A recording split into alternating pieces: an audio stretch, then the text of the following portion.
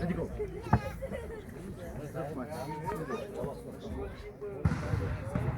Vay bilmiyorum. Ben özüm tutuyordum. Ha? Vay tamam. Çizoyla bilmiyorum. Üç yolu onu. Bak üç yolu onu. Bu hepsi altı mı? Altı yol. Sizde 2-1 mi oldu? 2-1 mi?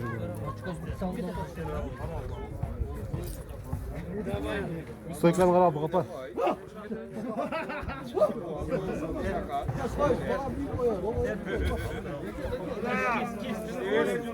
Let's go!